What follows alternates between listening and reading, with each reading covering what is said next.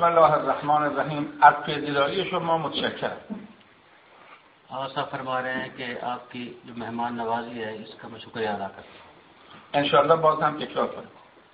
कह रहे हैं कि इंशाअल्लाह दोबारा भी इस तरह की आप दावत लेकर आप हमारी तरफ से भी शुक्रिया अदा करें कि ये तशरीफ लाई है बाइस सदर और इफ्तार है. مرده ها رو حق میگیرن و چله و سالگرد. بدین نمیدونم چرا افطاری هفته و چله و سالگرد نداره. कह रहे हैं कि जो बंदा मरता है उसका हफ्तम होता है, चहलम होता है, ये सारी चीजें होती हैं, तो इस इफ्तारी के लिए ये नहीं होती, हर रोज भी हो सकती है. सुभान अल्लाह सुभान अल्लाह. خاطره دارم از پاکستان بهتون بگم. पाकिस्तान से कुछ मेरे ज़हन में चीजें हैं वो मैं कहना चाहता हूँ. چند سال پیش از ایران رفتیم پاکستان برای کنگره سخنرانی سمینار. चंद साल पहले पाकिस्तान गया था एक कॉन्फ्रेंस में इस्लामाबाद. به من گفتن این جلسه بسیار مهمه. उन्होंने कहा कि ये जो मीटिंग है कॉन्फ्रेंस है ये बहुत मुहिम है. اینها که نشستن همه استاد دانشگاه. जो लोग बैठे हुए सब जो हैं प्रोफेसर हैं یا خبرنگارن و صاحبان روزنامه या जो है खबरनिगार हैं और एडिटर हैं अखबारों के. و هم سنی हैं और उसमें अहले सुन्नत भी हैं و هم वहाबी. वहाबी भी हैं. پس سه شرط دارن: سنی، وهابی، استاد دانشگاه. 3 किस्म के लोग थे, सुन्नी, वहाबी और प्रोफेसर लोग. گفتم با سنی‌ها مشکلی نداریم. फरमा रहे हैं कि सुन्नियों के साथ मैंने वहाँ का हमारा कोई प्रॉब्लम नहीं है. تو ایران 8-9 میلیون سنی हैं با هم زندگی میکنن. ईरान में 9 मिलियन के करीब सुन्नी हैं, उनके साथ हम रहते हैं. با اساتید دانشگاه مشکل نداریم چون من خودم تو دانشگاه تدریس دارم. نماز دارم. प्रोफेसरों से भी कोई मुश्किल नहीं है, प्रॉब्लम है. खुद वहाँ प्रोफेसर हूँ, पढ़ाता हूँ यूनिवर्सिटी में और नमाज भी वहाँ. اما وهابی‌ها به خاطر عقیده تند و انحرافیشون خب تأمله. लेकिन वहाँ भी जो है क्योंकि उनका अकीदा जो है मुनहरफ है, इसलिए उनके लिए कुछ है मसला. در پاکستان بحث شروع کردن. पाकिस्तान में बात को शुरू किया. جمله جمله ترجمه میشد. एक एक लफ्ज का तर्जुमा हो रहा था. یادم نیست به اردو یا انگلیسی. याद नहीं है कि इंग्लिश में हो रहा था या उर्दू में हो रहा था. بحث خوبی شد. बहुत अच्छी बात हुई. چند دقیقه یه بار اینها کف می‌زدن. चंद मिनट वो है वो अपने तालियां बजाते रहे. آخر سخنرانی یکی از این اساتید پا شد فریاد زد. तकरीर के आखिर में एक बंदा खड़ा हो गया, उसने इतराज करना शुरू कर दिया. پا شد گفت احسن. तो खड़ा हो गया, ये तो आप समझ गए हैं कि बहुत अच्छा आपने. حیفش که تو شیعه هستی. लेकिन अफसोस है कि आप शिया हैं, तकरीर आपकी अच्छी है.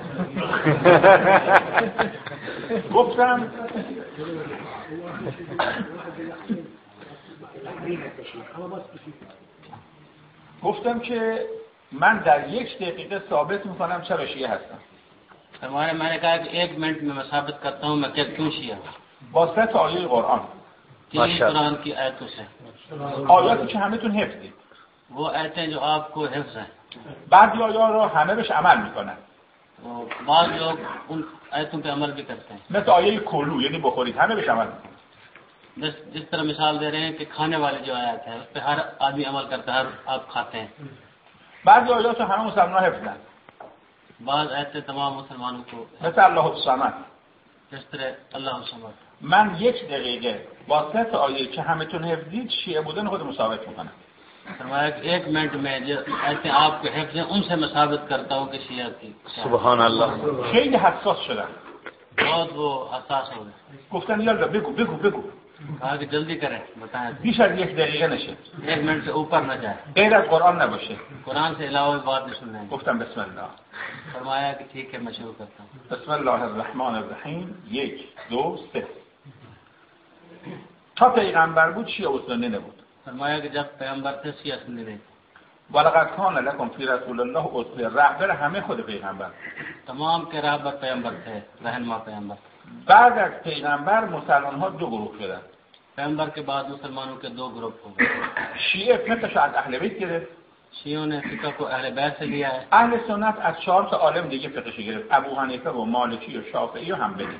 अहले सुन्नत ने अपने 4 इमामों से अबू हनीफा, मालिकी, शाफी, हम्बल से फिक़ह लिया. هنوز 1 دقیقه نشده. अभी 1 मिनट भी नहीं हुआ. ما که فقهمون از اهل بیت گرفتیم 3 آیه داریم. हमने जो अहले बैत से फिक्र ली है 3 आयतें हमारे पास हैं दलील के साथ। قرآن راجع به اهل بیت میگه یطهرکم कुरान अहले बैत की तहारत गवाही दे रहा है।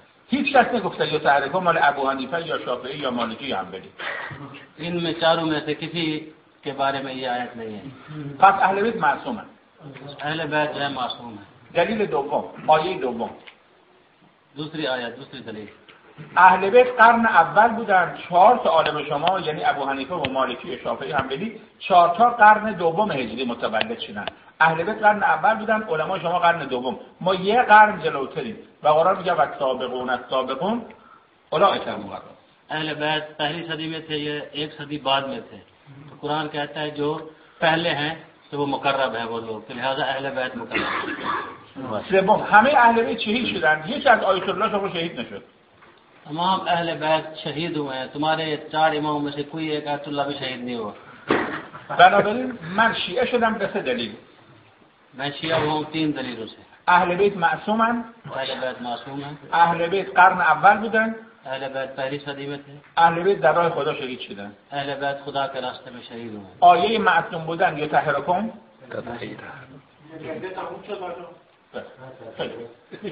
حالا मासूमियत की दलील ये है। آخه ترجمه میکنه، ترجمه کم کنه. من شیعه هستم به 3 تا دلیل. آیه یطهرکم تطهیرا، آیه والسابقون السابقون، آیه قتلوا فی سبیل الله. شما سنی هستی، یک آیه بگو به چه دلیل فقه از ابو حنیفه گرفته؟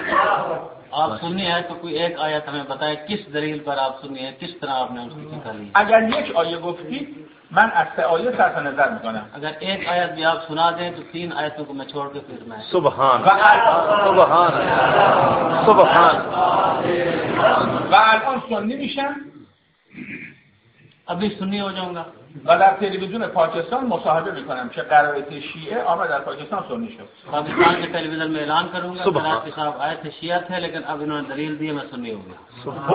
300-400 تا استاد دانشگاه قیافه همچین شد. 300-400 जो वहाँ प्रोफेसर थे वो परेशान हो गए, उनका मुंह खुल गया। بنابراین عقیده شیعه رو ما افتخار میکنیم. शियों के अकीदे पे हमें फख्र है। 2-3 ماه پیش جمعی از علمای سودان آمدن ایران. 2-3 महीने पहले सूडान के उलमा जो है एक ग्रोह जो है वहाँ ईरान में आए, ملاقاتایی داشتن. मुलाकातें उन्होंने की हैं। 3 ساعت هم بنده خدمتشون بودم. 3 घंटे आवा साहब की खिदमत में یه سوالشون کردم، به هم نگاه کردن، سرشون پایین رفتن. एक सवाल किया है तो फिर उन्होंने अपना सर झुका लिया एक दूसरे को। گفتم شما حضرت مهدی رو قبول دارید؟ फरमाया कि आप इमाम महदी अलैहिस्सलाम को मानते हैं? گفتم بله، دوره آخر از زمان میاد، دنیا رو پر از عدالت میکنه. कहा कि आखिर ज़मान में आएंगे दुनिया को अदालत से भर देंगे। گفتم اگر چنین عقیده دارید این عقیده ما هست، پس ما با هم عقیده هستیم. फरमाया कि अगर यही अकीदा है तो यही अकीदा हमारा है, बस हम आपस में एक हैं इस अकीदे में। جمع شید انتخابات حضرت مهدی رو تعیین کنیم. हम सब जमा हो जाएं कि इमाम महदी का इंतखाब करें, उनको चुने। گفتم حضرت مهدی رو ما نمیتونیم انتخاب کنیم، باید خدا تعیین کنه. उन्होंने कहा कि इमाम महदी का हम इंतखाब नहीं कर सकते, अल्लाह ने उनको मुय्यन करना है। گفتم اگر حضرت امام رو باید خدا تعیین کنه، حضرت علی هم باید خدا تعیین کنه. वो इमाम महदी को अगर अल्लाह ने मुय्यन करना है तो हज़रत अली को भी अल्लाह ने मुय्यन करना है। چطور جمع شدید ابوبکر رو تعیین کردید؟ किस तरह आप जमा हो गए, आपने अबू बकर को मुय्यन कर लिया खलीफा बना लिया। اگر امامت رو باید خدا تعیین کنه، هم اولش رو باید خدا تعیین کنه هم آخرش. अगर इमामत को खुदा मुय्यन करता है जिस तरह आखिरी करता है पहले को भी करता है। اگر هم انتخاباتیه، همینطور که اولش انتخاب کردید آخرش هم جمع شید حضرت مهدی تعیین کنه. अगर पहले इलेक्शन से बना है तो फिर आखिरी को बना इलेक्शन से क्यों नहीं बना? مفهوم؟ माशाअल्लाह। لکن این شیعه و سنی معناش اختلاف و درگیری نیست. यानी शिया सुन्नी का ये मतलब नहीं कि आपस में लड़े और इख्तलाफ। یک مثال میزنم. मिसाल में 5 تا انگوش داریم. 5 उंगलियां اگر یه انگوش نباشه ما بسیاری از کارامون تعطیل میشه. یعنی نوشتن